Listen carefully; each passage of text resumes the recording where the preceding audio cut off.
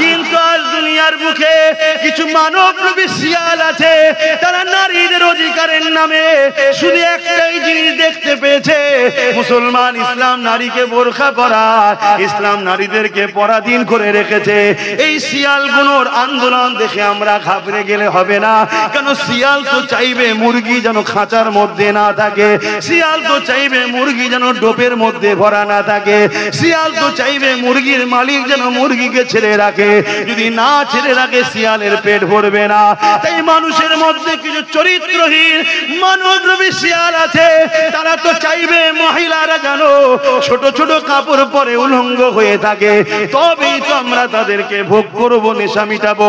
এই মানবরূপী পশুগুলোর হাত থেকে তুমি তোমার বোনকে বাঁচাও, আমি আমার বোনকে বাঁচাই, তুমি তোমার পরিবারকে বাঁচাও, আমি আমার পরিবারকে বাঁচাই। এটা যেমন পছন্দ করি, ঠিক তেমনই মহান স্রষ্টা তার শ্রেষ্ঠ সৃষ্টি মায়ের জাত নারীকেও বাঁচাতে চায়। আরো জোরে বলুন সুবহান। আপনি যদি বলতে নাও পারো, এ আমার আব্বা মায়েরা বোনেরা, তোমরাও যদি বলতে প্রতিবাদ নাও পারো, কিন্তু যদি কেউ বলে তার সাথ দেওয়া দরকার আছে না নাই, কিন্তু দুঃখের বিষয় আজকে দেখছি সাথ দেওয়া তো দূরের কথা, আজকের ফেরাউনদের সঙ্গে একদল উলামা মিশে গেছে, আজকের নমরুদদের সঙ্গে একদল উলামা মিশে গেছে, আজকের এজিদের সঙ্গে একদল আলেম উলামা ইমাম মিশে গেছে, মিশে গিয়ে তাদের অর্থ খেয়ে দালালি করছে, ইসলামের পক্ষে কথা না বলে, গরিব উম্মার পক্ষে কথা না বলে, ইনসাফের পক্ষে কথা না বলে, মানবতার পক্ষে কথা না বলে, খোদার্থ মানুষের পক্ষে না কথা বলে জালিমদের দালালি করতে লেগেছে। অথচ নবী আমার জানিয়ে দিলে, এক ইহুদি আল্লাহ নবীর কাছে আসলো, ইসলামের সব থেকে ভালো কাজ কোনটা? আল্লাহ নবী জানিয়ে দিলেন, খোদার্থ মানুষকে খানা খাওয়ানো।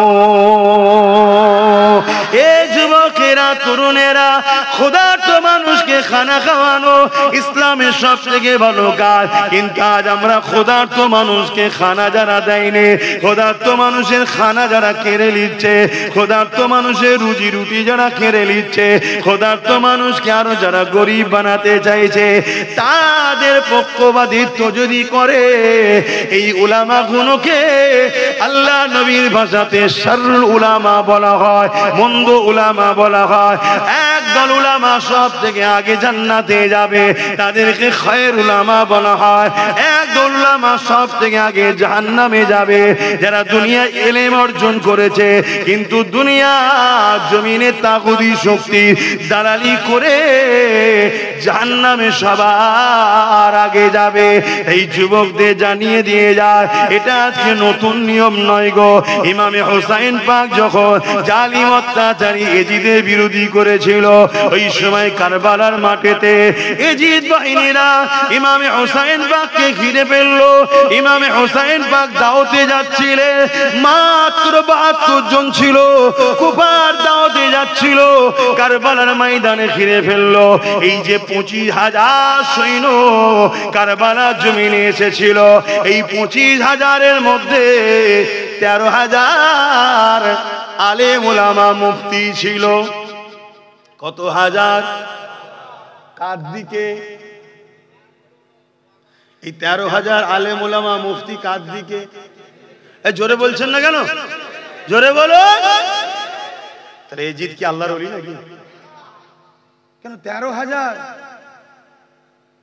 এই 13,000-এর মধ্যে অনেক সাহাবাদের আওলাদও ছিল। শুনছেন? আজকেও যদি কোনো ভালো ঘরের আওলাদ আজকের এজিদের সাথ দেয়, তার মানে এজিদ কি সত্য? কথা বলছেন? ভয় লাগছে? পুলিশ ধরে যাবে? আল্লাহ ছাড়া অন্য কাউকে ভয় করাই তো হারাম। আর যে আল্লাহ ছাড়া অন্য কাউকে ভয় করে সে বারবার মরে। আর যে আল্লাহকে শুধু ভয় করে, দুনিয়ার প্রত্যেকটা জালিম তাকে ভয় করে। জোরে বলুন সুবহানাল্লাহ। কারো কাছে যদি, কোনো দেশে যদি পারমাণবিক শক্তি থাকার দরুন ওই দেশকেই সবাই ভয় করে, ওর সাথে লাগিস নি কেন রে? ওর দেশে পারমাণবিক শক্তি আছে। পারমাণবিক শক্তিটা কি? ছোটখাটো বিষয় তো।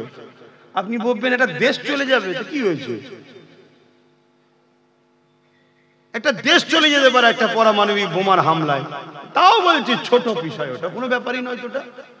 ওটা তো মানুষের ব্রেন থেকে তৈরি হয়েছে। মানুষকে যে ব্রেনটা আল্লাহ দিয়েছে, ওই ব্রেনটার দাম কত? পারমাণবিক বোমার থেকে বেশি না ছোট? যে ব্রেন থেকে পারমাণবিক বোম তৈরি করেছে, ওই বোম একটা দেশকে ধ্বংস করতে পারে, তাহলে সেই ব্রেনটার দাম কত? আমি কিছু বুঝাতে পারছি তো নাকি?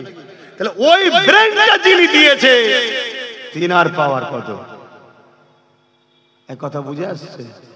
তিনি যদি কারো দিলে থাকে, তাকে দুনিয়ার জালিমরা ভয় করবে।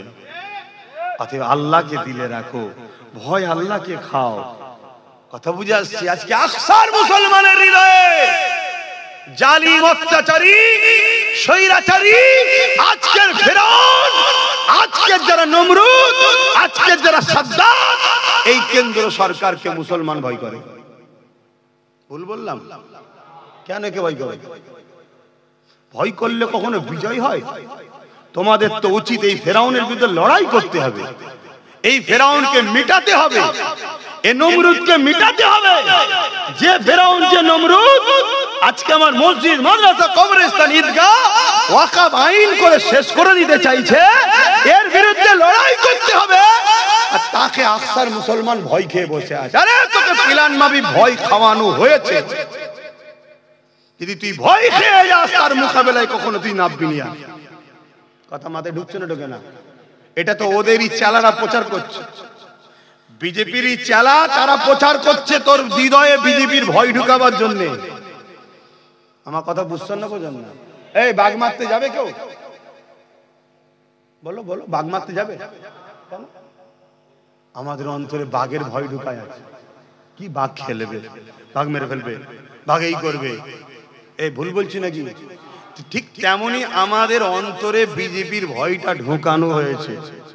কেন ঢুকানো হয়েছে? যাতে করে ওদের মোকাবেলায় আমরা না যাই। ওই মেরে ফেলবে, ওই শেষ করে দেবে, ওই এই করে দেবে। আমার কথা বুঝছেন তো না উল্টো বুঝছেন আবার? কেন এখন তো ভালো দুনিয়া নেই। কেউ মদ খাচ্ছে, কেড়ে নিলে গাল দেবে, আর মদ দিলে বলবে দুলা ভাই, আর কেড়ে নিলে আর একটা যেটা বলে সেটা বলবে। ওটার বললাম না, কিন্তু কথাটা ভালো কথা, কিন্তু শুনতে লোক বলে খারাপ লাগছে।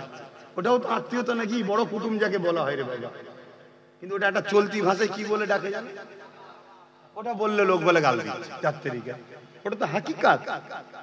কি ওটা তো হাকিকাত, আত্মীয়ই বলে তো নাকি, কিন্তু ওইটা বললে লোক বলে গাল দেয়। ওটা বলতে পারলাম না, কিন্তু আর একটা যেটা বললে লোক খুশি হয় দুলা ভাই, সেটা বললাম। তাহলে মদ দিলে বলবে দুলা ভাই, আর কেনে নিলে ওইটা বলবে। কিন্তু দিলে উপকার না কেনে নিলে উপকার করলাম ভাই? কেন? খেলে লিভার নষ্ট হবে, কিডনি নষ্ট হবে, শরীর ভুলবে, মেন্টালিটি ডিপ্রেশন, হ্যামারেজ হবে। কোন দিন বউকে মা বলে পায় কদম বসি করবে? আচ্ছা খারাপ লিওনি, হাকিকাত হচ্ছে না, হয় না? রাস্তায় শুয়ে আছে, কুকুরকে জড়িয়ে ধরে চুমু খেচ্ছে। কথা দেখেছেন না? দেখেন না? কুকুর ঠ্যাং তুলে মুখে দিচ্ছে, ও বলছে থাক এখন পানি খাবনি, থাক থাক। কি হয় না? হয় না? তাহলে যে জিনিসটা খেয়ে আপনার বিবেক বুদ্ধি হীরাজ হয়, মনুষ্যত্ব শেষ হয়ে যায়, সেই জিনিস বিক্রি করেই আমাদের নেত্রী গর্ব করে আমি মদে ফার্স্ট। কথা মাথায় ঢুকছে না? ঢোকে না? আর এই মাতাল সরকারকে মুসলমানরা গর্বের সাথে সাপোর্ট করে, যে মাতাল সরকার যুগ যুগ জিও। কথা কি গায়ে লেগে গেল নাকি? তাহলে আওয়াজ ঠিক পাচ্ছি না কেন? গায়ে লেগে গেল। ইসলামে মদ হারাম না হালাল? জোরে বলেন। আমার দেশের সংবিধান মদের পক্ষে না বিরুদ্ধে? আমার দেশের সংবিধান মদের পক্ষে না বিরুদ্ধে? জানোই নি তোমরা? আমার দেশের সংবিধান ও মদের বিরুদ্ধে। তোমার জানা নেই, জেনে লাও আজকে। এই জন্যই তো আই লাভ মাই ইন্ডিয়া। এই জন্যই তো আমার দেশের সংবিধান এত সুন্দর। আমার ধর্মীয় কোন কাজকে আমার দেশের সংবিধান ডিস্টার্ব করে না, আর আমার দেশের সংবিধান আমার কোন ধর্মীয় কাজের বাধার কারণ হয় না। আমি গর্বিত, আমি ভারতীয়, কিন্তু আমরা জানি না, আলাদা কথা। জেনে নাও আজকে আমার দেশের সংবিধান নেশা জাতীয় দ্রব্যের বিরুদ্ধে, আমাদের সেটা জানা নাই। কিন্তু আজকে সংবিধানের বড় বড় পদে বসে মদ ব্যবসায়ী হয়েছে, মদ ব্যবসায়ী। তাহলে বলো, এই জাতিতে ডিভোর্স হবে না হবে না, অ্যাক্সিডেন্ট হবে না হবে না, ক্রাইম হবে না হবে না, খুন হবে না হবে না? 100টা যদি খুন হয়, 100টা মানুষ যদি মারা যায়, তার মধ্যে 80টা মদের কারণে। তাহলে এই মদ বন্ধ দরকার আছে না? না, এখান থেকে ফু দিলে মদ বন্ধ হয়ে যাবে? তাহলে আমি বুঝাচ্ছি, মদ বন্ধ দরকার। বন্ধ করার জন্য যেখানে আইন তৈরি হয় সেখানে আমার লোক দরকার আছে না? নাই। কিন্তু ওই জায়গায় তো আপনারা নেই। ওই জায়গায় বলবেন না, ওই জায়গায় তখন বলবেন না, ও দরকার নেই। ওই জালিমের ভয় ভেতরে, জালিমের ভয় ভেতরে ঢুকে বসে আছে। কথা কিছু মাথায় ঢুকছে? এই করে করি তো শেষ হতে হতে হতে হতে আজকে এমন জায়গায় এসে গেছি, এই পর্যন্ত পুঁতে গেছে আমাদের। এখন সবার মধ্যে একটাই চিন্তা, কি হবে বন্যারে? থাকবো তো, নাম থাকবে তো? কি এই টেনশনটা আপনাদের মধ্যে ঢুকলো কেন? আপনারা এসছেন অন্য দেশ থেকে, তাহলে ঢুকলো কেন বলেন? তাহলে ঢুকানো হয়েছে, ঢুকানো হয়েছে। হ্যাঁ, এবারে হাদিসটা তাহলে শোনো। আল্লাহ নবী জানিয়ে দিলেন, হে আমার সাহাবারা, আখিরি জামানাতে আমার উম্মত উম্মতিরা প্রচুর মার খাবে। কি খাবে? নবী বলেছেন না, বলেন? এ যুবকেরা, সাহাবা হুজুরা জিজ্ঞাসা করলেন, ইয়া রাসূলুল্লাহ, হাবিবাল্লাহ, এই মার খাবে কারণটা কি হবে? আমার ভাইরা কি কম হবে? অর্থাৎ মুসলমানের সংখ্যা কি কম হবে? আল্লাহ নবী বললেন, না, সংখ্যা কম হবে না, তারপরও মার খাবে। নবী আরেকটু বলেছে, যেমন ক্ষুধার্ত পশুগুলো খাদ্যের থালির ওপরে ঝাঁপিয়ে পড়ে, এইভাবে আমার উম্মতের ওপরে ঝাঁপিয়ে পড়বে, তাদেরকে নুচে নুচে ছিঁড়ে ফিরে খাবে। আজ আমরা চোখে দেখতে পাচ্ছি, মবলিং চিমের নামে তাবরেজকে মেরে ফেললো, জুনায়েদকে মেরে ফেললো, আসফাকুল্লাহকে মেরে ফেললো, এমন করে হাফিজকে মেরে ফেললো, চারিদিকে এমন করে মেরে ফেললো। আসানসোলে হাফিজ ইমাম সাহেবের ছেলেকে মেরে ফেললো, চারিদিকে পিটিয়ে পিটিয়ে পিটিয়ে হিংস্র পশুগুলো ভিড় করে উম্মতে মুহাম্মাদিকে ছিঁড়ে ফিরে মেরে ফেলতে লেগেছে। নবী পাকের কথা মিলে যেতে লেগেছে। অথচ সংখ্যা আমরা কিন্তু কম নয়। যেদিকেই তাকাবেন আমাদেরকে দেখা যায়, যে কাজে দেখবেন আমাদেরকে দেখা যায়, যে কোনো কাজে আমরা ছাড়া হয়নি, সে ভালো হোক আর মন্দ হোক, সব জায়গাতে আমাদের নাম প্রথমে আসছে।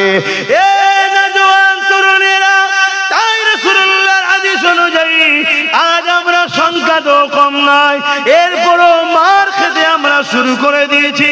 এর কারণটা কি? আল্লাহ নবী সাহাবাদেরকে বলেছিলেন, মন দিয়ে শোনে, নবী আমার জানিয়ে দিলে, এর কারণ হলো তাদের হৃদয় থেকে আল্লাহর ভয় বেরিয়ে যাবে। দুনিয়ার ভয়, মৃত্যুর ভয়, তাগুত জালিম শাসকের ভয় তাদের হৃদয়ে ঢুকে যাবে। এই আল্লাহর ভয় বেরিয়ে যাবার দরুন তাগুত জালিম শাসকের ভয় ঢুকে যাবে। অর্থাৎ যাদের হৃদয়ে আল্লাহর ভয় থাকে, তাদের হৃদয়ে ফেরাউনের ভয় ঢুকতে পারে না, নমরুদ সাদ্দাদের ভয় ঢুকতে পারে না, আজকের ফেরাউন বিজেপির ভয় ঢুকতে পারে না। কিন্তু যাদের হৃদয় থেকে আল্লাহর ভয় বেরিয়ে যাবে, তাদের হৃদয়ে এই ভয়গুলো বাসা বাঁধবে। আল্লাহর ভয় বেরিয়ে যাওয়ার জন্য আমার আল্লাহ দুনিয়ার জালিমদের অন্তরে এই মুসলমানদের ভয়কে উঠিয়ে দেবে।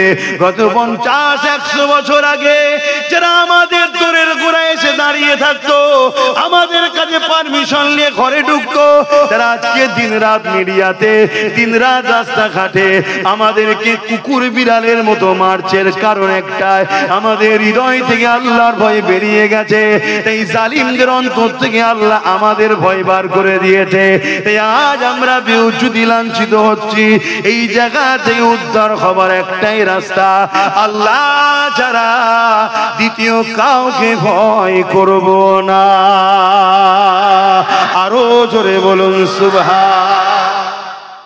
মনে থাকবে, অদা করুন মনে থাকবে, কথা বলুন মনে থাকবে। যদি আপনাকে বন্ধুকে সামনে দাঁড় করিয়ে বলে ঝেড়া দেবো এক্ষুনি এই স্লোগানটাতে, আপনি ওই জায়গায় ওকে ভয় করবেন? জোরে বলুন। গুলিটা লেগে গেলে মরে যাবে, এই জায়গাতেও বলছেন ভয় করবো না? এটাই হলো ঈমান। আপনাদের এলাকাতেই দাদা হুজুর রহমাতুল্লাহ আলাইহি গোবরডাঙ্গার সেজবাবুর অখিয়া জানেন তো নাকি? হ্যাঁ জানেন তো নাকি? শুনেছেন তো? একদম সামনে থেকে দাঁড়াম দাঁড়াম করে 3টে গুলি করে দিল, জানেন না? দাদা হুজুর মরে গেছিল। কে বাঁচিয়েছে দাদা হুজুরকে? সেই আল্লাহ নেই এখন? শক্তি কমে গেছে? নাউযুবিল্লাহ মিন জালিক। তাহলে এত ভয় করছেন কেন? এত ঘাবড়ে গেছেন কেন? এ জাতি ঘাবড়ে যাওয়ার জন্য আজকে বনো খেকশিয়ালগুলো সমাজে উঠে দামাদামি করছে। এ জাতিকে জাগতে হবে, সালাউদ্দিন আইবির মতো হতে হবে। তাহলে আবার বনো খেকশিয়ালগুলো যে যার গর্তে লুকাবার রাস্তা পাবে না, ঠিক না বেটে? জাগো যুবক, তোমাদের অপেক্ষায় হাজার হাজার বোন কাঁদছে, তোমাদের অপেক্ষায় হাজার হাজার মা কাঁদছে। কোথায় সেই মোহাম্মদ বিন কাসেম? কোথায় সেই সালাউদ্দিন আইবি? গরিব অসহায় মায়ের চোখের পানি তোমাদেরকে মুছতে হবে। বিধবার ইজ্জত সম্মান মর্যাদা সমাজ তোমাদেরকে গড়তে হবে। তোমাদেরকে এতিমদের আশ্রয়ের ব্যবস্থা করতে হবে। আল্লাহ নবী বললেন যে এতিমদের ভালোবাসে স্বামী রাসূল আমাকে ভালোবাসলো। জোরে বলুন সুবহানাল্লাহ। যে এতিমদের মাথায় হাত বুলালো স্বামী রাসূলুল্লাহ আমার মাথায় হাত বুলালো। জোরে বলুন সুবহানাল্লাহ। আজকে বলো, আজকে সেই এতিমরা বঞ্চিত হচ্ছে না হয়নি? এতিমরা কাঁদছে না কাঁদে না? বিধবারা অপমান অপদস্থ হচ্ছে না হয়নি? গরিব দুঃখী মা গুলোর উপরে জুলুম হচ্ছে না হয়নি? তাহলে তোমার আমার কি এটা দায়িত্ব নয় তাদেরকে জাস্টিস দেওয়া, ইনসাফ দেওয়া, নাই দেওয়া? কথা বলছো না? তুমি তো ঘাবড়ে গেছো, তুমি তো ভয় খেয়ে আছো। তুমি এই বেঈমানের পিছনে, ওই মুনাফিকের পিছনে, ওই জালিমের পিছনে, ওই চরিত্রহীন, ওই চোর, ওই বদমাইশ, ওই খুনি, ওই দাঙ্গাবাজের পিছনে ঘুরছো। 200 টাকা দাও না দাদা, এলে খেয়াল রাখবি এদিক ওদিক না হয়ে যায়। 500 টাকা দাও না দাদা, এলে খেয়াল রাখবি এদিক ওদিক না হয়ে যায়।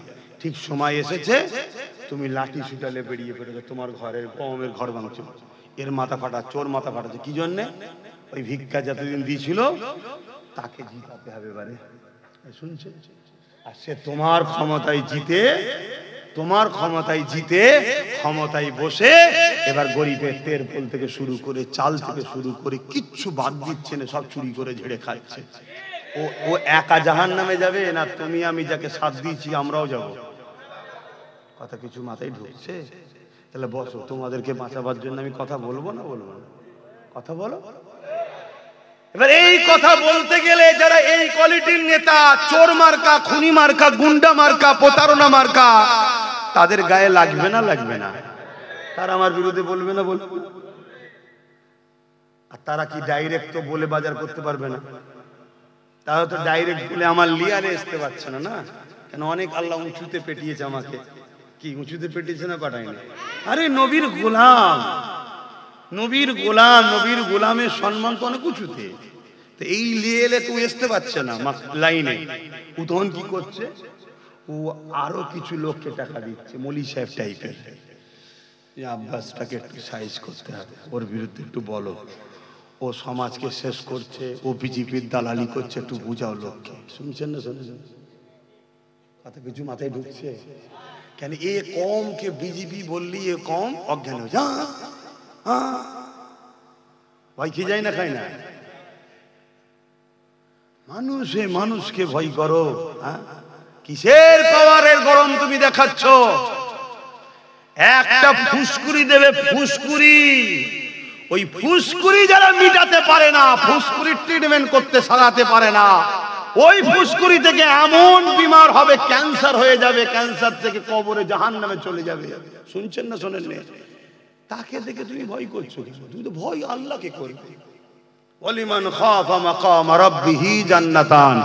আল্লাহকে ভয় করলে ফায়দা কি? দুটো জান্নাত দেবে আল্লাহ। জোরে বলুন সুবহানাল্লাহ।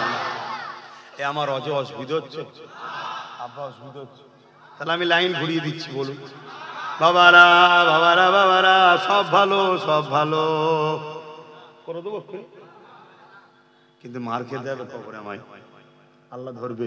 তুই বললি না কেন? তুই কেন হক কথা বললি না? যে চুরি করা আর চোরকে সাপোর্ট করা এক, খুন করা খুনিকে সাপোর্ট করা এক, দুর্নীতি করা দুর্নীতিবাজকে সাপোর্ট করা এক, দেশের বিরোধী করা দেশদ্রোহীদের সাপোর্ট করা এক।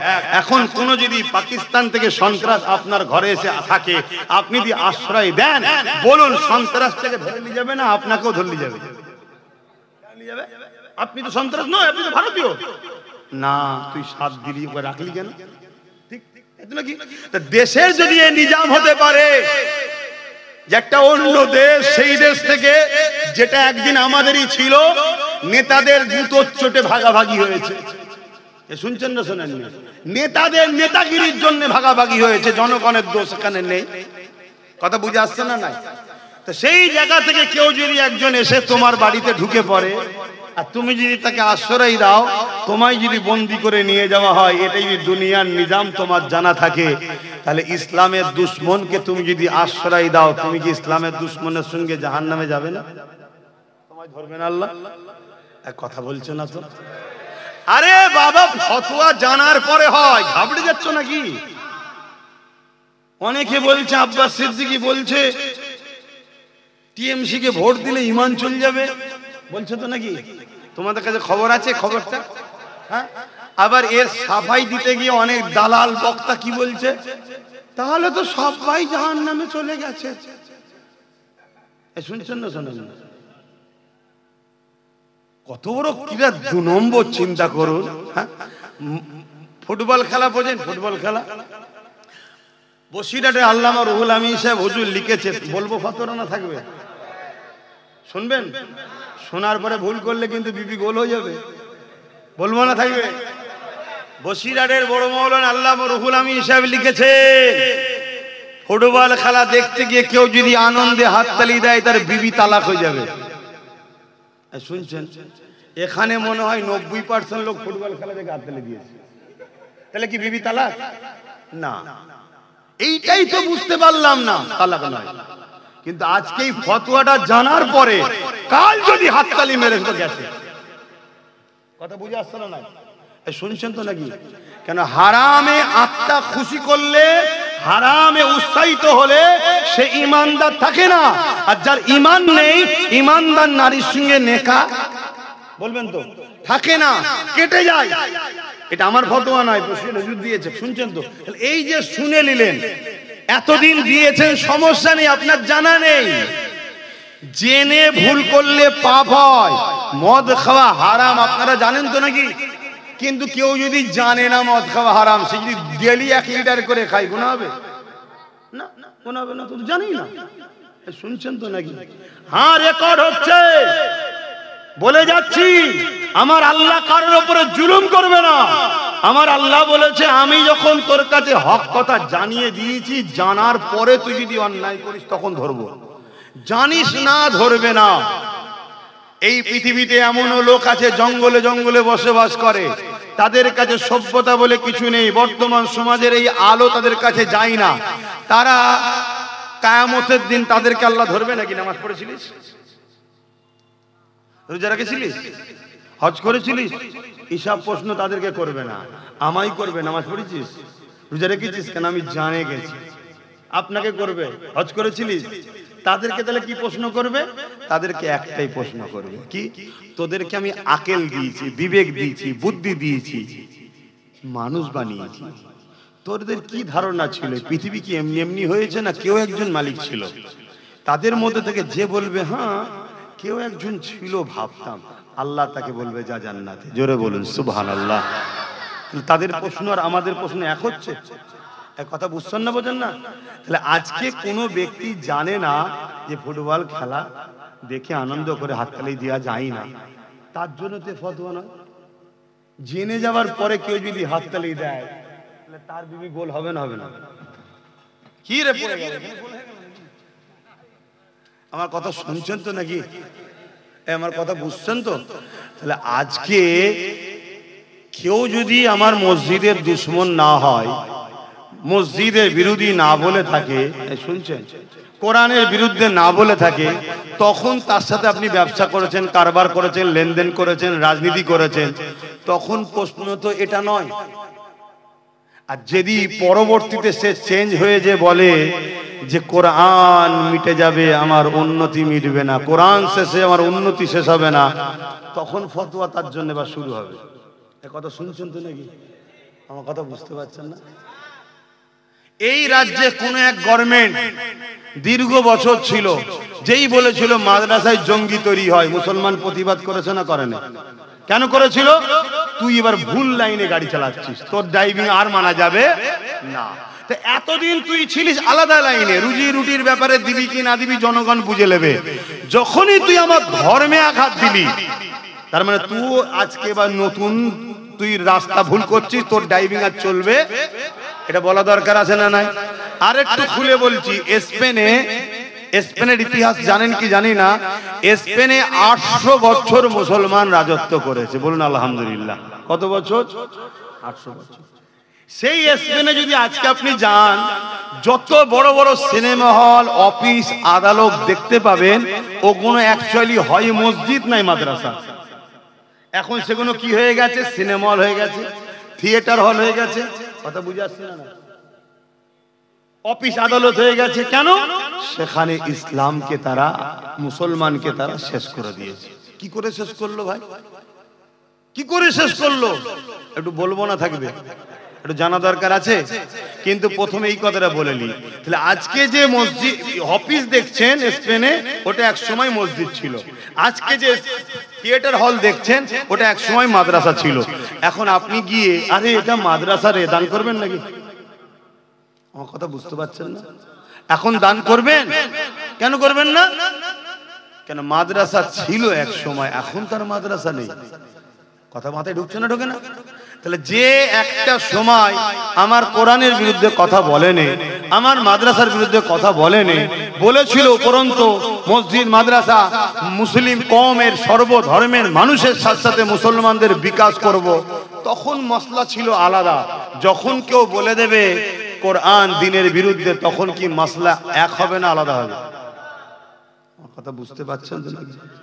আপনার গ্রামে মসজিদ আছে না? না। এখন যদি ওটাকে দখল করে নিয়ে বড় শপিং মল করে দেয় আদানি আম্বানিকে দিয়ে, আপনি গিয়ে বলবেন নাকি চাঁদা দাও? কেন? মসজিদ তো না, যখন ছিল তখন ছিল, এখন তো টান নেই। কথা বুঝে আসছে না? নাই। এই উদ্দেশ্যে যখন আব্বাস সিদ্দিকী কথা বলে, সেটাকে কিন্তু আজকে অন্যভাবে ব্যাখ্যা করা হচ্ছে। কেন? আমাকে যদি মুসলিম সমাজের কাছে খারাপ না করা যায়, তাহলে এদের কাছে দুটো রাস্তা আছে, হয় এদেরকে পরাজিত হতে হবে, আর না হয় ক্ষমা চেয়ে আমার দাবি মেনে চেয়ারের একটা পায়া আমাদেরকে দিতে হবে। বলো, এই কাজ কি করা ভুল করছি? আজকে যদি একটা আমাদের পায়া থাকতো, তাহলে আজকে আমরা বলতাম দিল্লি গিয়ে আন্দোলন করে কথা বলা যাবে না। যদি আমাদের হাতে একটা পায়া থাকতো, তাহলে এই সরকারকে সুপ্রিম কোর্টে মামলা করাতো ওয়াকফ বাঁচাবার জন্য। আমাদের হাতে যদি একটা পায়া থাকতো, তাহলে আজকে এসআইআর যেমন অন্য রাজ্যে কেস করে বিধানসভায় বিল পাস করে রুখে দেওয়া হয়েছে, এখানেও রুখে দেওয়া হতো। আমাদের হাতে যদি একটা পায়া থাকতো, তাহলে মাদ্রাসার মিড ডে মিলের বাচ্চাদেরকে খাবার দেবো না, কুকুরের বাচ্চাকে খাবার দেবো, এ কথা বলতে পারতো না। বোঝো জাতি, বোঝো। আমি কারো পক্ষে কারো বিরুদ্ধে ব্যক্তিগত হয়ে বলছি না। তুমি যদি বাঁচতে চাও, তোমার জন্য একটাই রাস্তা আছে, তোমাকে ভাগীদারিতে আসতে হবে। যদি ভাগীদারি তুমি পাও, তবে জাতি তুমি মাথা তুলে বাঁচবে, না হয় কেউ তোমার নয় বাপ, এটা মনে রেখে দিও। তো যাক, আমি স্পেনের একটু কথা বলি বলে অন্যদিকে যাচ্ছি। স্পেনে 800 বছর মুসলমান রাজত্ব করছিল, খুব সুখে শান্তিতে, সভ্যতা, ইনসাফ, ইনসানিয়াতে পুরো স্পেন ফলে ফুলে সুন্দরভাবে সেজে আছে। এই জায়গায় নজর পড়ে গেল খ্রিস্টান তৎকালীন সময় শাসক যারা ছিল তারা স্পেনকে দখল করার জন্য চেষ্টা করছে, কোনোভাবে পাচ্ছে না। লাস্টে কি করলো, কিছু লুবি মুসলমানকে তারা টোপ দিল, সেই টোপ তারা খেয়ে ইসলাম ছেড়ে দিয়ে খ্রিস্টান হয়ে গেল। অনেক অমুসলিম মুসলমান হয় না, আর সমাজে একটা দুটো মুসলমান অন্যদিকে চলে যায় না, লুবিরা বেশি হয়, বিশেষ করে লোভ যাদের আছে। আমরা রিসেন্ট দেখছি কিছু মহিলা রিসেন্ট দেখছি না চলে যাচ্ছে। আবার একজন সুপ্রিম কোর্টে কেস করেছিল কোরআনের বিরুদ্ধে, কি রেজানা রেজবি কি নাম দেখেছেন তো নাকি, এসব লুবি। তো যাক, এই কেস তখন ওই সকল মুসলিমদের ঘরে খ্রিস্টান হয়ে গেল, কিন্তু তারা বলল তোমরা ডাইরেক্ট আমাদের ধর্মে এসেছো, এটা প্রচার করো না, তোমরা ইসলামের লেবাসে ইসলামে আছো, এটাই থাক। শুনছেন তো নাকি, তোমাদেরকে আমরা বাইরে থেকে অস্ত্র দেব, অর্থ দেব, সমস্ত রকম সহযোগিতা করব, তোমরা ক্ষমতা দখলের লড়াইয়ে পার্টিসিপেট করে তারা আস্তে আস্তে আস্তে আস্তে ক্ষমতায় এলো। একটা দিন যেই সময় এলো, সেই জায়গা যখন সময় এলো, সেই সকল মুসলিম ভেকধারী নামধারী মুনাফেক গুণ রাতারাতি সব চুপচাপ করে লাভ মেরে খ্রিস্টানে ঢুকে গেল। মুসলিম সমাজ নিজেদের প্রতিনিধিত্ব করার আর কাউকে পেল না। কথা বুঝে আসছে? কিভাবে মেরেছে, এলান করে দিল যারা মসজিদের মধ্যে ঢুকে যাবে তাদেরকে নিরাপত্তা দেওয়া হবে, আর যারা জাহাজে উঠে যাবে তারা বিদেশে চলে যেতে পারবে। জাহাজে ফুটো করে দিল আর মসজিদের মধ্যে ঢুকিয়ে আগুন ধরিয়ে দিল। এই যে আমরা এপ্রিল ফুল বলি না, এপ্রিল ফুলটা কি জানো মুসলমান? এপ্রিল ফুল মুসলমানের বাচ্চা বানায়। ওই এপ্রিল ফুল অর্থাৎ মুসলমানদেরকে বোকা বানিয়ে 1 এপ্রিল স্পেনকে তারা কবজায় নিয়ে লক্ষ লক্ষ মুসলমানকে মসজিদের মধ্যে পুড়িয়ে মেরেছিল, আর লাখো লাখো মহিলা বাচ্চাকে জাহাজের মধ্যে তুলে দিয়ে জাহাজ ছিদ্র করে ডুবিয়ে মেরেছিল এই 1 এপ্রিল। এজন্য এপ্রিল ফুল বলে। আমরা জানি না মুসলমান এপ্রিল ফুল বানাচ্ছে। আমার আলোচনায় অসুবিধা হচ্ছে? আসেন আমি অন্যদিকে ফিরে যাচ্ছি। আমার নবী পাকের উপরে যে আঘাত দেবে, আমার দ্বীনের উপরে যে আঘাত দেবে, তার বিরুদ্ধে লড়াই করা এটা আমার ইমানি দায়িত্ব। এ যুবকেরা, তরুণেরা, বাবেরা, তাহলে আজকে কেউ বলবে ইসলামের রেপ করাটা কোনো পাপ নয়। এই মানবরূপী পশুকে জানিয়ে দেওয়া দরকার ইসলাম নারীদেরকে কত মর্যাদা দিয়েছে। জান্নাতের আশা সবাই করে, জান্নাতের শান্তির আশা সবাই করে। এই জান্নাতের মতো শ্রেষ্ঠ জায়গাটা ইসলাম মায়ের কদমের তলায় দিয়ে দিয়েছে। আল জান্নাতু তাহতা আকদামুল উম্মাহাত, প্রতিটা ছেলেদের জান্নাত হলো তার মায়ের পায়ের তলায়। মা হলো নারীর জাত। আল্লাহ নবীকে একদিন এক সাহাবী এসে বলতে লাগলো, ইয়া রাসূলুল্লাহ, হাবিবাল্লাহ, আমার উপরে সবথেকে বেশি কার হক? আল্লাহ নবী বললেন তোমার মায়ের, তারপরে কার তোমার মায়ের, তারপরে কার তোমার মায়ের, তারপরে কার তোমার বাপের। অর্থাৎ ইসলাম নারীকে পুরুষের থেকে কতটা গুরুত্ব দিয়েছে। কেন? মা নারীর জাত। আর একটু আগে চলুন, আল্লাহ নবী দুটো আঙুলকে তুলে দেখাচ্ছে যেভাবে পাশাপাশি রয়েছে। কারো ঘরে যদি 3টে কন্যা সন্তান হয়, ওই বাবা যদি 3 কন্যা সন্তানকে পেয়ে মন খারাপ না করে, আল্লাহ দিয়া নিয়ামত মনে করে তার লালন পালন করে যদি তার বিবাহটা দিয়ে দিতে পারে, আল্লাহ নবী এইভাবে দুটো আঙুল তুলে দেখাচ্ছে দুনিয়ার মানুষ, দেখো দেখো এই 2 আঙুল যেমন পাশাপাশি, ওই 3 কন্যার বাবা আর আমি রাসূলুল্লাহ আল্লাহর জান্নাতে পাশাপাশি থাকিব। ইসলাম নারীকে কত সম্মান দিয়েছে দেখো, ইসলাম নারীকে কত মর্যাদা দিয়েছে দেখো। এ যুবকেরা, তরুণেরা, বাপেরা, একটা কন্যা সন্তানের বিবাহ রাগ পর্যন্ত তার থাকা, খাওয়া, পড়াশোনা সবকিছুর প্রয়োজনের দায়িত্ব হলো একজন পুরুষের কাঁধে, যে হলো তার আব্বা। আর বিবাহর পরেতে তার থাকা খাওয়া জামা কাপড় সুখ শান্তি সব কিছুর দায়িত্ব হলো একজন পুরুষের কাঁধে, যে হলো তার স্বামী। আর যখন তিনি বয়স্ক হয়ে যাবে ওই মাটার দায়িত্ব থাকা খাওয়া জামা কাপড় ওষুধপত্র সব কিছুর দায়িত্ব তার পুত্র সন্তানের। যদি বাচ্চা কন্যাটা কোনো কষ্ট পায় বাপকে কিয়ামতের দিন ধরবে, স্ত্রী যদি কষ্ট পায় স্বামীকে কিয়ামতের দিন ধরবে, মা যদি কষ্ট পায় ছেলেকে কিয়ামতের দিন ধরবে। এ নারীর জাতেরা, তোমার থাকার চিন্তা ইসলাম দেয়নি, তোমার টাকার টেনশন নিতে হবে না, তোমার পরনার কাপড়ের টেনশন নিতে হবে না, তোমার খাওয়া দাওয়ার টেনশন নিতে হবে না, তোমার হাত খরচ, তোমার জামা কাপড়, তোমার সুখ শান্তি টেনশন, নিরাপত্তার টেনশন তোমায় নিতে হবে না। আমি তোমার স্রষ্টা, তোমাকে আমি বড় নিয়ামত করে বানিয়েছি। একটা হলো রাস্তার পাথর, আর একটা পাথর হলো হিরে পাথর। রাস্তার পাথর গুলো পুরুষকে বানিয়েছি, আর হিরে নারী তোমাকে আমি বানিয়েছি। হিরে থাকে ঘরের মধ্যে, লকারের মধ্যে লাল কাপড় জড়িয়ে। তাই নারী, আমি তোমার নিরাপত্তা দিয়ে, তোমার হিজাব দিয়ে, বোরখা দিয়ে আমি তোমার স্রষ্টা তোমাকে বুঝিয়ে দিয়েছি। তুই এত দামি, তুই রাস্তার পাথর নয়, তুই হলি হীরের টুকরো হিরে। তাই তোকে লাল কাপড় জড়িয়ে যেমন লকারের মধ্যে নিরাপদে রাখতে হয়। কারণ যে জিনিসটা যত দামি হয় তার সিকিউরিটি তত বেশি লাগে, যে জিনিসটা যত দামি হয় তার নিরাপত্তা তত দিতে হয়, যে জিনিসটা যত দামি হয় তার প্যাকিং তত ভালো হয়। তাই নারী রে, তোকে আমি তোর রব আল্লাহ বোরখা দিয়ে, হিজাব দিয়ে তোর দামি প্রমাণ করে দিয়েছি। কিন্তু আজ দুনিয়ার বুকে কিছু মানবরূপী শিয়াল আছে, তারা নারীদের অধিকারের নামে শুধু একটাই জিনিস দেখতে পেয়েছে, মুসলমান ইসলাম নারীকে বোরখা পরা, ইসলাম নারীদেরকে পরাধীন করে রেখেছে। এই শিয়ালগুলোর আন্দোলন দেখে আমরা ঘাবড়ে গেলে হবে না।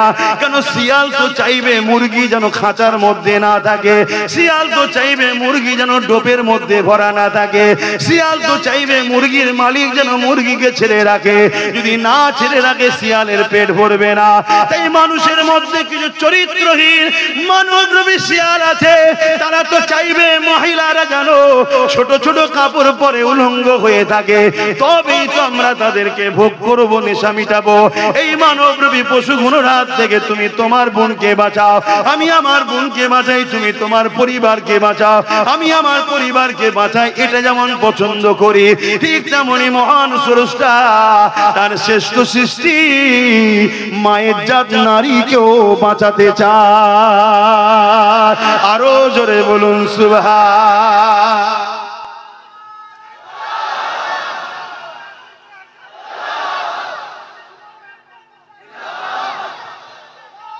আল্লাহু আকবার। তাহলে বলো, ইসলাম নারীদের ছোট করেছে?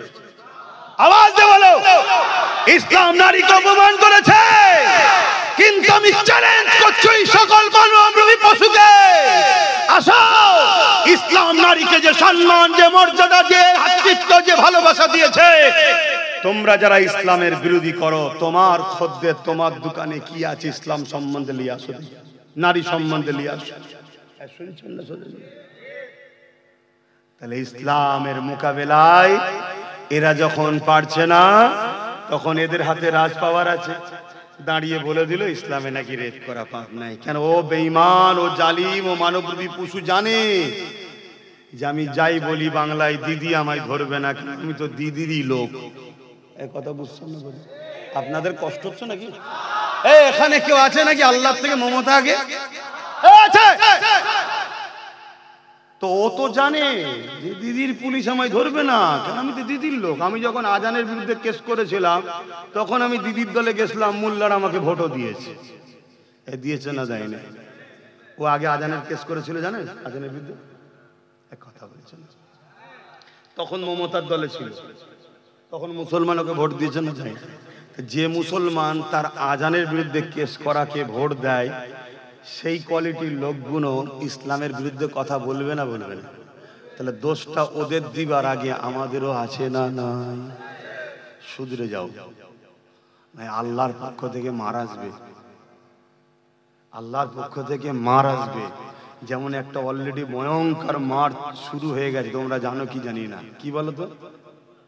ও তো ছোটখাটো ব্যাপার, ওর থেকেও ভয়ঙ্কর এসআইআর। আমার কথা বিশ্বাস করবে কি জানি না, পশ্চিমবাংলার মুসলমানদের এসআইআর ভয় পাওয়ার কোনো ব্যাপার নেই। কেন? কেউ বাংলাদেশ থেকে আসে না। গেঁজা খেয়ে কথা বললে তো হবে না। যদি কেউ বলে বাংলাদেশ থেকে মুসলমান এসে গেঁজা হয় বিক্রি করে না, নেজা গেঁজা খায়, দুটোর মধ্যে একটা। এ কথা বুঝছেন না, বোঝেন না? আর সর্বপ্রথম এই কথাটা কে বলেছিল আবার জানেন তো? খোঁজ নিয়ে দেখেন, খোঁজ নিয়ে দেখেন। একটা প্রবাদ বাক্য আছে, বাঁশ কেন ঝাড়ে, আর তারপরটা বললাম না, তারপরটা বললাম না। আমরা নিজেদের ক্ষতি নিজেরা করছি। কেন একে তাকে দোষ দিচ্ছেন? এসআইআর নিয়ে বাংলার মুসলমানদের ঘাবড়াবার কোনো ব্যাপার নেই। হ্যাঁ, বাংলার মুসলমানরা একটা জায়গায় ফাঁসতে পারে, কি 2002 কাগজে নাম থাকলে তার চিন্তা নেই বলছে, তাই তো নাকি? 2002 কাগজটা কার হাতে? তারা যদি ওখানে বসে বসে বাদ দেয় তাহলে বিপদে পড়ে যাবে। এক কথা মাথায় ঢুকছে না? ঢোকে না। যদি ওখান থেকে বাদ না দেয় তাহলে 100-র মধ্যে 99টা নিশ্চিন্তায় থাকেন, তাহলে একটা ফাঁসবে। ওই একটা আবার কে জানেন? ওই নদীর ধারে ঘর ভেঙে গেছে, বেচারি ঘর সমেত রাত্রে চলে গেছে, তা সে কি পাবে এখন? তার কি আছে? ওই যে বন্যা হয় ওই এলাকায় যে আগে ফসে যাবে। কথা কিছু বুঝতে পারছেন? বাকি মুসলমান ফাঁসার ব্যাপার নেই। কেন? মুসলমান জুম্মায় যদি নাও যায়, ঈদে বকরা ঈদে যদি নাও যায়, ভোট দেবেন, এটা হতে পারে? সব লাইন ক্লিয়ার করে রেখে দিয়েছে, সব ঠিক আছে, একদিকে তো বেঁচে গেল আজকে না। কিন্তু একটাই ডাউটের বিষয়, এই বিষয়টা একটু ভাবার বিষয়। কি 2002 যদি নাম থাকে তাহলে টেনশন নেই। যখন এ কথা বলেছিল আমরা তো সব সময় ধীরে চলি, আমার আব্বা দেখবে, আমার আম্মা দেখবে, আমার দাদা দেখবে, আমার, আরে নিজে দেখো। তখনই যদি সবাই নেট থেকে তুলে নিতে কাগজটা, তাহলে নিশ্চিন্তাই থাকতে। কেন এখন শুনছি নাকি আর সার্চ করলে দেখাচ্ছে না, এই জায়গাতেই আমার ডাউট হচ্ছে। কিন্তু আমার নাম নেই দেখেছি, কথা বুঝছেন তো নাকি? আমি কিন্তু কোনো টেনশনে নেই, কথা বুঝে আসছে না? নাই কেন? আমি জানি যদি ধরা আমি পড়ি, আমার পড়ার আগে আমি চ্যালেঞ্জের সাথে বলছি আমার দেশের প্রধানমন্ত্রীও ধরা পড়বে। ওই দেশের নয়, ও দেশের নয়, ও তো আর্যজাতি, এখানকার কোথায় শুনছেন তো নাকি? আমি যদি ধরা পড়ি এই বাংলাতে, আজকে যিনি ইফতার খেয়ে খেয়ে এত বড় হলেন পূর্ব মেদিনীপুরেরটা, ও আগে ধরা পড়বে। ওই জন্য আমি নিশ্চিন্তাই করছি। শুনছেন তো নাকি? তা আপনারা টেনশন আছেন নাকি? এই টেনশন দেখিয়ে দেখিয়ে তো একজন তাড়া করছে, আর একজন ঘরের দরজা খুলছে, চলে চলে চলে চলে চলে, আমি আছি কোলে তুলে নিয়ে ঘরের দোর বন্ধ করে না খেয়ে খেয়েই তো আমাদের মারছে। এটা পলিসি। কথা মাথায় ঢুকছে তো নাকি? অতএব ঘাবড়াবার কিচ্ছু নেই। কিন্তু নিজেকে নাকে তেল দিয়ে ঘুমালে হবে, নিজেকে ভাবতে হবে। সেই ভাবনা কি?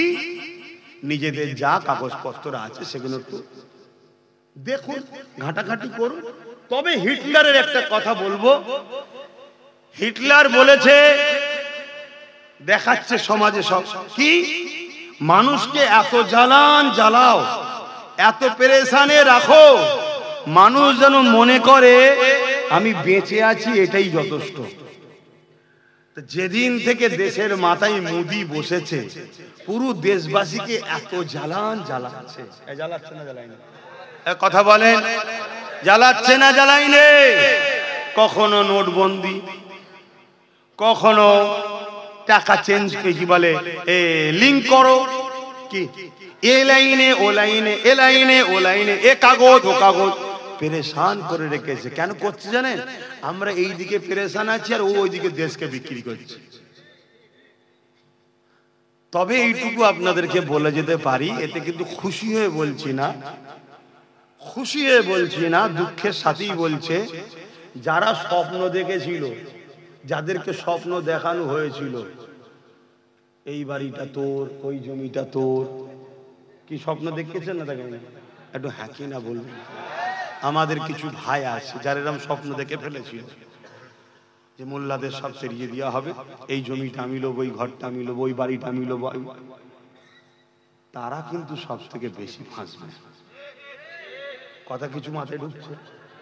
এটা কিন্তু আমি আনন্দ হয়ে বলছি না, কিন্তু তারা বোকা হয়েছে না হয়নি? এখনো টাইম আছে, তাদের উচিত হবে তারা 27, 28 আর আমরা 30, 35 দু ভাইকে এক্ষুনি এক জায়গায় হয়ে যাওয়া। কথা ভুল বলছি? এক জায়গায় হয়ে যেতে হবে এক্ষুনি। হয়ে গেলে সব ব্যাটা ঠান্ডা হয়ে যাবে। কিন্তু যদি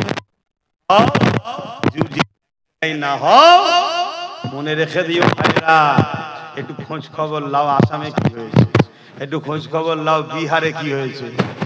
কথা কিছু মাথায় ঢুকছে তো নাকি? বিরাট বড় ফাঁসা কিন্তু ফেঁসে যাবে। কিন্তু আমি আপনাদেরকে বলবো, নিজেদের পায়ে দাঁড়াবার চেষ্টা করুন। পরের ওপর ভরসা করেছিল, ছিলেন না? ছিলেন না? অনেকে বলেছিল যে নাম টাম ঠিক করে লে, অনেক আগে থেকে বলছে না? আমি অনেক জায়গায় বলি যে নাম টাম এদিক ওদিক থাকে ঠিকঠাক করে লে, বলেছেন না? বলেনি? কিন্তু ভাবছিল না না অসুবিধে নেই, আমাদের দিদি তো আছে দেখে নেবে। কি ভেবেছিল না? ভাবে ঠিক তেমনই অনেকে ভেবেছিল। দিদি বলেছিল আমি বেঁচে থাকতে স্যার হতে, বলেছে কিনা? কষ্ট নিচ্ছেন আপনারা? তাহলে আওয়াজ দিয়ে বলেছেন, বলেছে হ্যাঁ কিনা? এই কথাটাও বলেছিল না? বলেন যে বিজেপি কে রুখতে আমায় সাপোর্ট করো, বলেছে হ্যাঁ কিনা? তাহলে আজকে যখন এসআইআর হচ্ছে, দিদি কি বেঁচে আছে না মরে গেছে? তাহলে কোথায় তিনি? কোথায়? এখন বলছে ঘিরাও কর্মসূচি হোগা। এ কাহা কা হিন্দি হ্যায় ঘিরাও কর্মসূচি হোগা? কথা বুঝে আসছে না? নাই তার মানে কি? গরম করাতে চাইছে। খুব ভালোভাবে জানে মারপিটে অমুসলিমরা যাবে না। মারপিটে যদি যায় কারা যাবে? এই জন্য হিট খাওয়াচ্ছে। একবার যদি মারপিট করে ফেলে কি হবে তাহলে? মাথায় ঢুকিয়ে নেন, মারপিট যদি করে ফেলেছ সঙ্গে সঙ্গে ওই সুযোগেই রাষ্ট্রপতি শাসন হয়ে যাবে। আর রাষ্ট্রপতি শাসন যখনই হবে তখন কেজরিওয়ালের মতো দিল্লি যেমন তুলে দিয়েছে, ইনিও তুলে দিয়ে বলবে আমি কি করব, রাষ্ট্রপতি শাসন হয়ে সব ওরা লেলিয়েছে, আমি কি করব। তাহলে ইতিহাসে ওর নামটার গাদ্দার থাকবে কি? থাকবে না। আর যদি অন্যভাবে ছেড়ে দেয় সারা জীবন গাদ্দার নাম থাকবে। শুনছেন তো নাকি? এসব পরিকল্পনা চলছে। দিনের শেষে এই কথাটা বলে আমি চলে যাচ্ছি অন্যদিকে। গরিব মারা কল। কি মারা কল? গরিব। গরিব যে হবে তার এই দেশে এখন বড় বাঁচা বড় মুশকিল। সে গরিব যদি হিন্দু হয় তারও বিপদ, গরিব যদি মুসলমান হয় তারও বিপদ, গরিব যদি মতুয়া হয় তারও বিপদ, আর পয়সাওয়ালা যে হবে তার বিপদ নেই। কিন্তু আপনাদের ঘরে বলবো, যে বিয়ালরও আপনার বুথে এসে আপনার নাম কাগজপত্রের জন্য আসবে, তার একটা ফটো তুলে রাখবেন, তার নাম, অ্যাড্রেস, ফোন নাম্বার। যদি সে বেটা ভুল করে, কারণ শুনছেন তো নাকি? আমি তো কেউ উপরে বসে দেখতে পাচ্ছি না। যদি সে ভুল করে আমরা তার বিরুদ্ধে আইনত মামলা নিয়ে তাকে কোর্টে তুলে আপনার অধিকার আপনাকে ফিরিয়ে দেওয়া হবে। এইটুকু কথা আব্বাসের দিকে দিয়ে যাচ্ছে। বিশ্বাস আছে? বিশ্বাস আছে? আমার উপরে হাত তুলে দেখান। বিশ্বাস আছে? হাত লম্বা করে তুলে রাখেন। কিন্তু আপনাকে ওই কাজটা করতে হবে। হাত নামান। তার সাথে ঝগড়া নয়, তার নাম, তার অ্যাড্রেস, তার একটা ফটো, সে এসেছিল, সে কেন বৈধ নাগরিকের নাম বাদ দেবে? তাকে ধরা দরকার আছে না? নাই। কেউ মরে গেছে, নাম বাদ গেছে, আমরা একমত, তাই তো নাকি গো? এটা কি ভুল করে বললাম নাকি? না, এটা ভাই আপনাদের সাথে আমি একমত হতে পারবো না। যে মরে গেছে সে আর ভোট দেবে কেন? ওর বাদ যাওয়া দরকার। কে এই গ্রামের মেয়ে বিবাহ হয়ে অন্য জায়গায় চলে গেছে, তার স্বামীর সাথে সেখানে নাম আছে, এখানে সেই বোনটার নাম বাদ পাওয়া দরকার আছে না? নাই না। এই ভোট তো ভূতে আলু খাওয়া টাইপের অন্যজন দিয়ে দিচ্ছে, দরকার আছে না? নাই। তো এইগুলো হোক, এটা দেশের এসআইআর এর আগে হয়েছে, অসুবিধা নেই। কিন্তু দেশায়ের নামে যদি কেন্দ্র সরকার মনে করে মুসলিম সমাজের নামকে বাদ দেওয়া হবে, মনে রেখে দিও এদের স্বাধীনতার পিছনে সবার অবদান আছে, মুসলমানদের অবদান সবার থেকে বেশি আছে, আলহামদুলিল্লাহ এটা বলে গেলাম। অতএব তোমাদের ওই চালাকি ছেড়ে দেওয়া হবে না। আর এটাও মনে রাখবেন আমার অমুসলিম ভাইরা, এসআইআরে নাগরিকত্ব কি বলে সিএ তে নাগরিকত্ব পাবে, ফর্ম লিখছেন তো, নিজে থেকে মাতাকে দিচ্ছেন, নিজে থেকে মাতাকে ভরে দিচ্ছেন ফাঁসির ফাঁদে যে আমি এসেছি। শুনছেন তো নাকি? খুব সাবধান হওয়া, খুব বুঝে বুঝে যাক, ওদিকে আর যাচ্ছি না। এই সামান্য কিছু কথা বললাম, আপনাদের কারো কষ্ট হলো? আপনারা মনে করছেন রাজনীতি করছে কেন আব্বাস সিদ্দিক, এটা মনে করছেন? দেখুন, এটা যা কিছু বলেছি ইসলাম ইজাজত দিয়েছে। মানুষ বিপদে পড়লে তাকে বাঁচাবার রাস্তা দেখাবার নাম ইসলাম। কথা মাথায় ঢুকবে? আমি দুটো কথা বলেছি, এক ঘাবড়াবেন না, দ্বিতীয় যে আসবে তার তথ্যটা নিয়ে রাখবেন, মনে থাকবে? মনে থাকবে? এইটুকু মনে রাখবেন, আল্লাহর দয়ায় নবী পাকের খাতিরে মানুষের দোয়াতে আমার ভাই একটাই যথেষ্ট, একটাই যথেষ্ট, আলহামদুলিল্লাহ। কথা মনে থাকবে তো নাকি? আমি হুজুর হতে পারি, আমি জলসা মাহফিল করতে পারি, আলহামদুলিল্লাহ, কিন্তু মনে রাখবেন আল্লাহর দয়াতে আমার একটা ভাই আল্লাহ দিয়েছে, সে একাই যথেষ্ট, এটা মাথায় রাখবেন। তাই আপনারা চিন্তা করবেন না, চিন্তা করবেন না, কারো চক্রান্তে পড়ে আইনকে হাতে তুলবেন না, এক, দ্বিতীয় ঘুমোবেন না বা নাকে তেল দিয়ে, তাহলেও কিন্তু দুটোই ভুল হবে। আসেন বাপের আলোচনা দিয়ে ফিরে যায়, তাহলে নারীদেরকে ইসলাম কত মর্যাদা দিয়েছে। এখানে আর একটা কথা বলে যায়, গত পরশু দিনে আমার পশ্চিম বাংলাতে আর একটা মহিলা এবিপি নিউজে একটা বক্তব্য দিতে গিয়ে বলেছে ইসলাম নাকি সন্ত্রাসী ছড়ায়, সন্ত্রাসী সমাজ, সন্ত্রাসী ধর্ম, ইসলাম ইত্যাদি ধরনের কথা বলেছে। শুনেছেন? শুনেছেন কি বলবেন? শোনেন না? কারা কারা শুনেছেন একটু হাত তুলে দেখেন। এই কয়টা কেউ শোনেনি, বাকি হাত নামান। কিন্তু উত্তরপ্রদেশে যখন আম্মাজান আয়েশা হুজুরের উপরে আঘাত দিয়েছিল এক চরিত্রহীন মানবরূপী মহিলা, মানবরূপী পশু মহিলা, সেটা আমরা শুনেছিলাম না? শুনিনি? কেন শুনেছিলাম জানেন? ওই বিষয়টাই আমাদের গ্রামগঞ্জের মোল্লা মুলি সাহেব সবাই বিরোধী করেছিল। আর আমার রাজ্যে যখন এবিপিতে বসে এক মহিলা, সে নাকি এবার বুদ্ধিজীবী, এই শুনছেন তো নাকি? সে নাকি এবার বুদ্ধিজীবী, মায়ের জাত হও, তাই বেশি কিছু বলছি না, এতটুকু বলতে পারি, এরাই হলো বড় সন্ত্রাস। কথা বল, এরাই হলো বড় সন্ত্রাস। কেন? এদের সন্ত্রাসীর মুহূর্তের জবাব সর্বসময় ইসলাম দেয়, তাই এদের ইসলামের উপরে রাগ। কিন্তু দুঃখের বিষয়, এই নিয়ে কোনো আন্দোলন আছে? আর আজকে তবুও এই মাহফিলে এসে আমি প্রতিবাদ করছি না, করিনি? প্রত্যেকটা অন্যায়ের বিরুদ্ধে প্রতিবাদ করে আব্বাস সিদ্দিকী। এজন্য আপনাদের অনেকের রাগ হয় না? এই সত্যি করে বলেন না, রাগ হয় তো নাকি? হিরে তো রাগ হয়?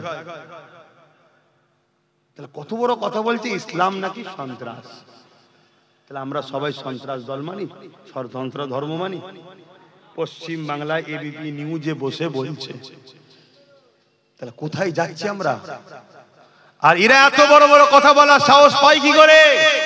এরা জানে মুসলমানরা আমাদের কিচ্ছু করতে পারবে না। কেন? মুসলমানদের না জজ আছে, মুসলমানদের না বিডিও আছে, মুসলমানদের না ডিএম আছে, মুসলমানদের না পিএম, না সিএম, না মন্ত্রী, না এমপি, কিছুই নাই তো আমাদের। তাই এরা এত বড় বড় সাহস পায়। মুসলমান এতটুকুই করতে পারবে, হয়তো রাস্তায় নেবে, একটু হই হই করবে, যত হই হই করবে আমি তত ফেমাস হব। শুনছেন তো নাকি? এই সমাজে কিছু মানবরূপী পশু আছে, সে পুরুষ হোক আর মহিলা হোক, আমি তাদেরকে দায়িত্বহীন ভাষায় বলে দিই, তোমরাই হলে বড় সন্ত্রাস, তোমরাই হলে আতঙ্কবাদী, তোমরাই হলে সমাজের জন্য ক্যান্সারের থেকেও ভয়ঙ্কর।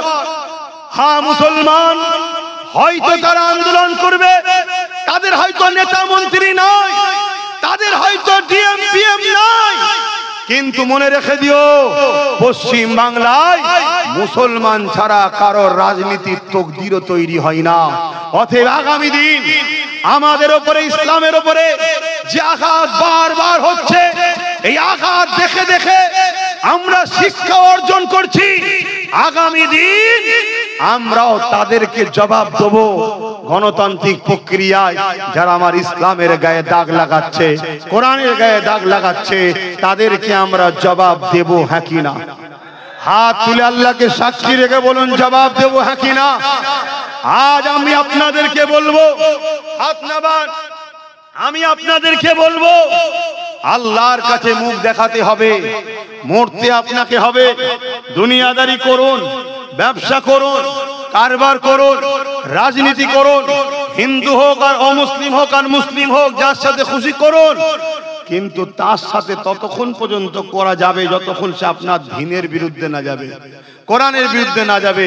যখন দ্বীন ইসলাম কোরআনের বিরুদ্ধে যাবে, তখন তার সঙ্গে কি আর কারবার, ব্যবসা বাণিজ্য দল করা যাবে? সাক্ষী দেন আল্লাহকে, করা যাবে? হাত তুলে সাক্ষী দেন, করা যাবে? হাত লম্বা করে তুলে বলুন, করা যাবে? যদি এর পরেও কেউ করেন, সেটা আপনার রুচি, আপনার কাছে, কিন্তু মনে রাখবেন আল্লাহর কাছে জবাব কিন্তু দিতে হবে, জবাব দিতে হবে। এখন আমি বিদায় নেব, নিবার আগে একটা মেসেজ যে প্রথমে বললাম, ওই কথাটা একটু বলে দিয়ে যাব। শুনতে কি আপনারা চান? যে আব্বাস সিদ্দিকী বলেছে একটা ভিডিও চড়াচ্ছে সমাজে, আমার 20 সেকেন্ডের বক্তব্য কেটে ছাড়াচ্ছে। কত? 20 সেকেন্ডে। আচ্ছা, আমি আমার ভালোবাসার মানুষদের পরীক্ষা নিতে পারি না? পারি না। কিন্তু সেই পরীক্ষা লিবার পর তাকে পড়ে কি বলছি, ওটা কিন্তু আর দেয় নাই। শুনছেন না? ওটা আর দেয় নাই। লাস্টে 20 সেকেন্ডের একটা বক্তব্য দিচ্ছে। ভাই, আপনাদের টাইম শেষ হয়ে গেছে নাকি? তাহলে একটু আওয়াজ দিচ্ছেন না কেন? Battery down? এই আবার শয়তান কোথা থেকে এলো?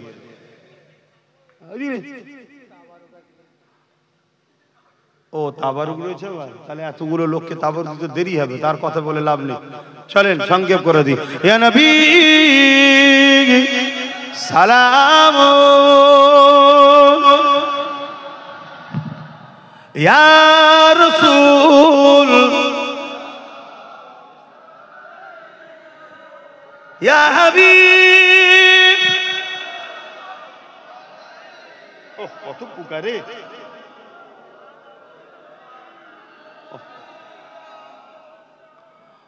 কষ্ট পেচ্ছেন আপনারা আমার কথাতে?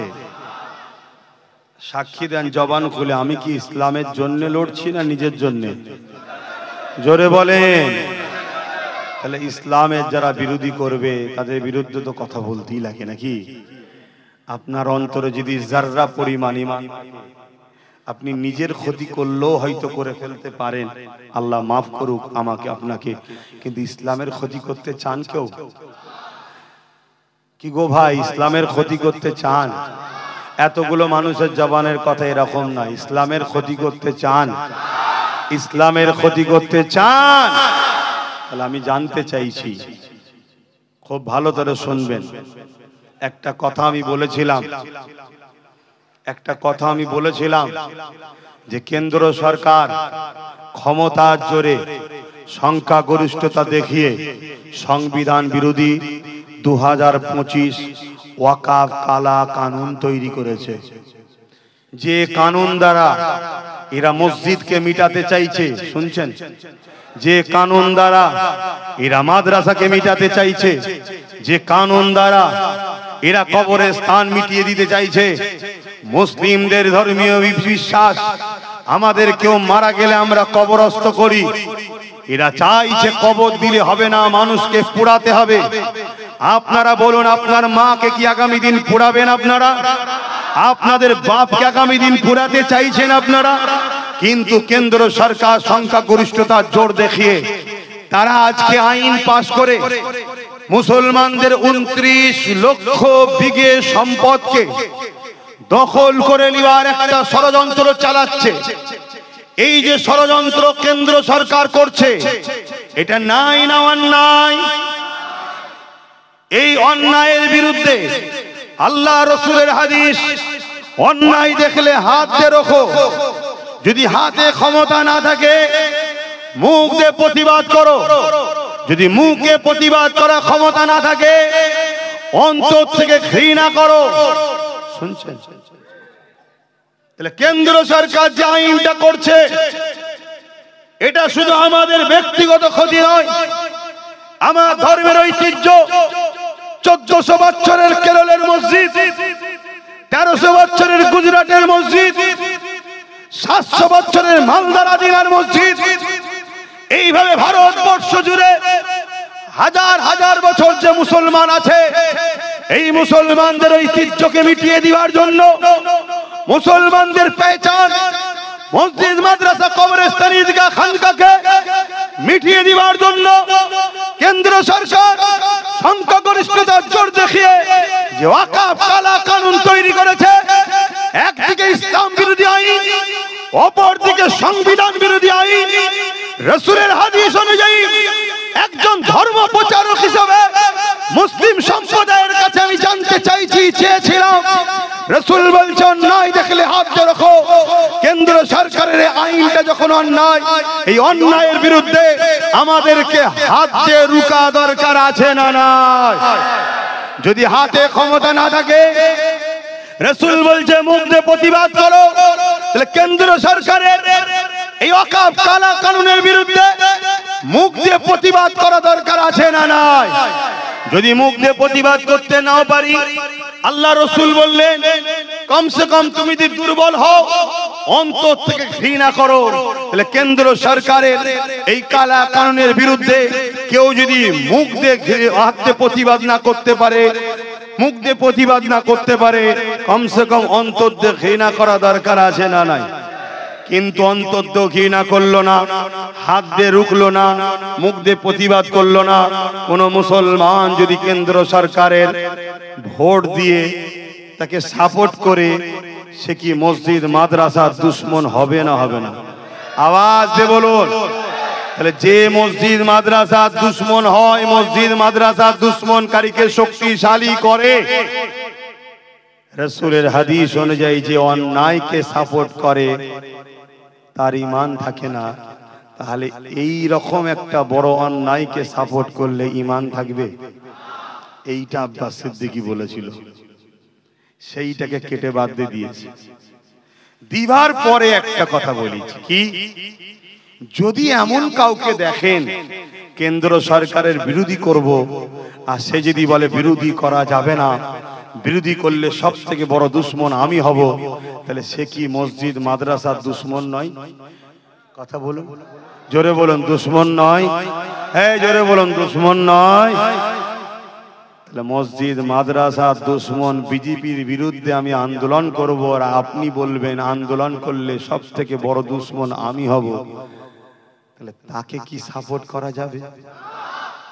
আমি বলেছিলাম যদি বলে কেউ কোরআন মিটে যাবে, আমার উন্নতি মিটবে না, তাকে যদি কেউ ভোট দেয় তার মানে সে কোরআনের বিরুদ্ধে না বিরুদ্ধে নয়? তাহলে যে কোরআনের বিরোধী করে তার ঈমান থাকবে? এই উদ্দেশ্য করে আমি বলেছিলাম।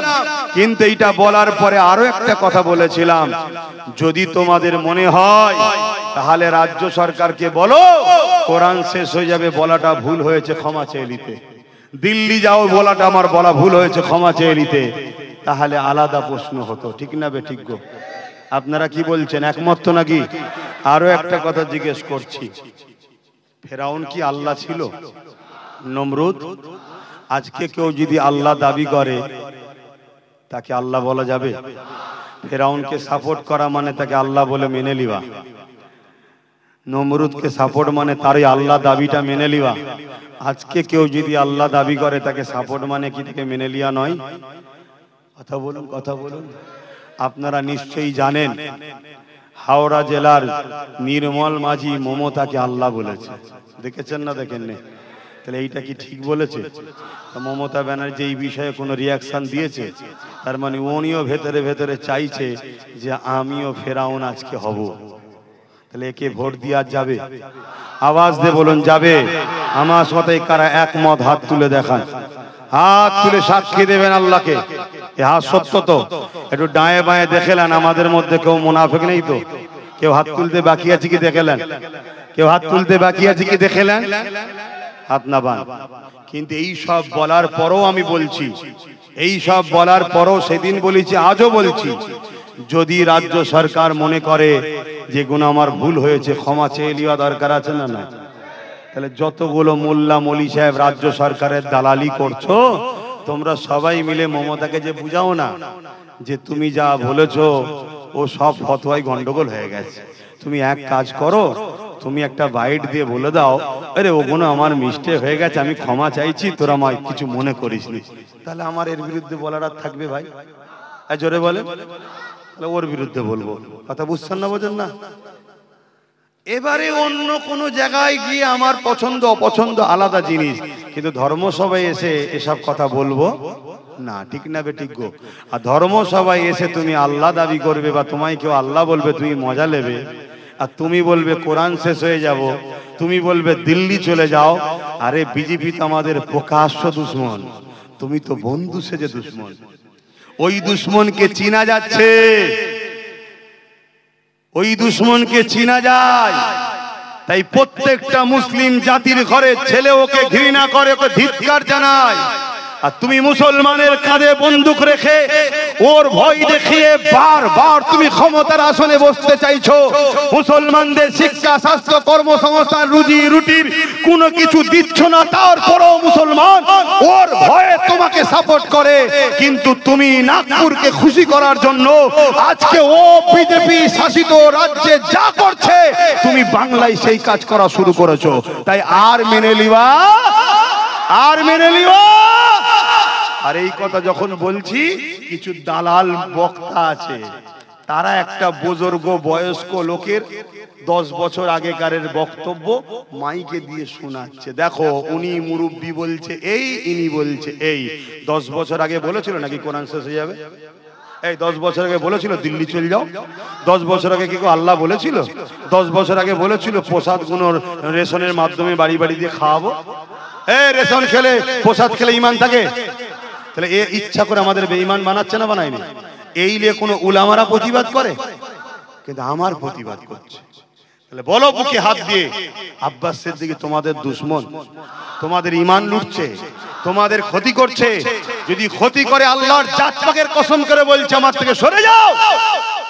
আর যদি বলো যে না, তাহলে আব্বাস সিদ্দিকী যে লড়াইয়ে লড়ছে, তোমাদের উচিত জান মাল দিয়ে আমার পাশে দাঁড়িয়ে আমার কাঁধে কাঁধ মিলিয়ে এই লড়াইকে আরো শক্তিশালী করতে হবে। ঠিক না বেঠিক? তাহলে আগামী দিন আমি আপনাদেরকে 21শে অগ্রহায়ণ নলেজ সিটিতে ডাকছি, যাবেন তো নাকি?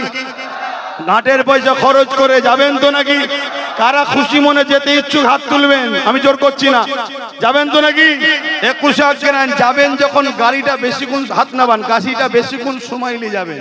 সকাল 10টা থেকে একটু টাইম গাড়ি বেশি করে ভাড়া নেবেন, কেন আলোচনা করতে করতে হয়তো একটু সন্ধ্যাও হয়ে যায়। আপনারা তাড়াহুড়ো করলে হবে না, প্রোগ্রাম শেষ করে একসাথে আসতে হবে, তাই তো নাকি? যাবেন। এর পাশাপাশি আরো একটা কথা বলছি, যদি আমাদের ইনসাফের জন্য, ইসলামের জন্য, ওয়াকাফের জন্য, গরিব এসব মানুষের এসআইয়ের নাম যাতে বাদ না যায়, এই সমস্ত বিষয় নিয়ে যদি একটা ব্রিকেটও করা হয়, খবর পেলে সেখানেও যাওয়া যাবে কি গো? যাওয়া যাবে তো নাকি? হাত তুলে বলছেন তো নাকি? না পিছন থেকে টানবে কেউ? টানলেই তো মুনাফিক চিনা যাবে, টানলেই মুনাফিক চিনা যাবে। তো যাক, আব্বাস সিদ্দিকী তাহলে যা কিছু বললো আল্লাহ ও রসুলের জন্য বললো তো নাকি? এটা মনে রাখবেন। আসুন, আমি আবার বলছি, উলামাদের মধ্যে দুটো সমাজ আছে। আমার রসুল বলেছে, একটা আল্লাহ ও রসুলের পক্ষে, আর একটা এলেম অর্জন করেছে, দুনিয়ার তাগদি শক্তিদের অর্থ নিয়ে তাদের দালালি করছে। আলহামদুলিল্লাহ, প্রচুর মানুষ চিনতে ভুল করেছিল, সাথ দিয়েছিল, তারা পরিবর্তন হচ্ছে। আল্লাহ তাদেরকে কামিয়াবি দিক, বলুন আল্লাহুম্মা আমিন। কিন্তু অনেক মানুষ এত কিছু ঘরার পরও এখনো তারা দালালি করছে। জানতে হবে, হতভাগা আকবর মুনাফিক উলামাদের দিয়েই কিন্তু দ্বীনে ইলাহি লিখেছিল, জানেন তো নাকি? এই বিষয়ে জানা আছে? হতভাগা আকবর এই দেশের মোগলে আজম ছিল, একটা কোরআনের বিরুদ্ধে কিতাব লিখেছিল, দ্বীনে ইলাহি। কারা লিখেছিল? আলেমরা লিখেছিল। তাহলে আলেম দুই ধরনের আছে না? এটা বুঝতে হবে বাপ। আসেন মসজিদ মাদ্রাসা দিয়ে চলে যায়, কবরস্থান ঈদগাহ চলে যায়, আমাদের অস্তিত্ব থাকবে না। তাহলে অনেক বড় লড়াই এটা, অনেক বড় লড়াই এটা। আর একটা ছোট্ট বিষয় শুধু বলবো, এখানে ডিটেলস বলবো না, ওটা দুনিয়াদারি লড়াই, অন্য জায়গায় বলবো। সেটা হলো আপনাদেরকে বলছি, আমাদের জন্য আরো মারাত্মক একটা ক্ষতি হচ্ছে, সেটা হলো নতুন ওবিসি সংরক্ষণ। কি ওবিসি বোঝেন? ওবিসি কি? তাহলে জানি যত মুসলিম ছেলেরা যা একটু একটু ডাক্তার দেখছেন, জজ দেখছেন, আইএস আইপিএস পুলিশ দেখছেন, এই ওবিসির মাধ্যম দিয়ে পেয়েছিল, ওবিসি কোটার মাধ্যম দিয়ে। এই ওবিসি কে রাজ্য সরকার এমন ভাবে ধ্বংস করেছে, এটা যদি এক্ষুনি রুকা না যায়, আগামী 100 বছরে মুসলিম সমাজ আর কেউ ভালো স্কুলে চান্স পাবে না, ভালো চাকরিও পাবে না। কথা কিছু মাথায় ঢুকছে? এটা শুধুমাত্র নাগপুরকে খুশি করার জন্য করেছে, এগুলো তো আপনারা জানেন না। 21 জন কম বেশি ক্যাবিনেটের মন্ত্রী আছে, তারা সই করেছে। তার মধ্যে অনেক মুসলমান নামধারী মন্ত্রী আছে। তারা যদি সই না করে তাদের পদ থাকবে না, মন্ত্রী থাকবে না। সই করতে মোল্লা যাই যাকে যাক, আমার তো ছেলে বড় লোক, আমার ছেলে তো মেয়ে তো বড় লোক, আমার কি যায় আছে, গরিব মরবে তো কি হয়েছে, এই সব মেন্টালিটি এদের। এরা মুসলিম সুরাতে মুনাফিক। অতএব জাগো কম, জাতি জাগো। কান নিয়ে চলে গেছে বলে ছুটলে হবে না, যাচাই বাছাই করো। দেখো আব্বাস সিদ্দিকীকে দাগ লাগাতে চাইছে, দাগ আমার রজকে কেটে, আমার মুখকে কেটে এআই করে বিজেপির সঙ্গে জড়িয়ে দিচ্ছে। কেন? এ জাতিকে যদি প্রমাণ করা যায় আব্বাস বিজেপির সাথে, এ জাতিকে যতই বোঝাই, এ জাতি আর আব্বাসের কথা জোরে বলেন শুনবে না। এই জন্য উঠে পড়ে লেগেছে, হ্যাঁ আমি বিজেপির দালাল, তাই তো নাকি? হ্যাঁ এই দালাল তো নাকি?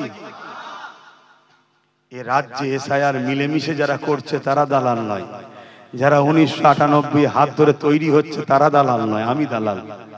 কথা বুঝে আসছে? আর এগুলো বলছে কারা? অমুসলিমরা। একদল মুনাফিক মুসলমান, প্রতিটা গ্রামে 2-5টা করে আছে, তারা বলছে। আসেন আল্লাহ তাদেরকে হিদায়াত দিক। হিদায়াত যদি কপালে না থাকে, আল্লাহ জাতির কল্যাণের স্বার্থে রাস্তার কাঁটাগুলো পরিষ্কার করে দিক। বলুন আমিন। ইয়া নবী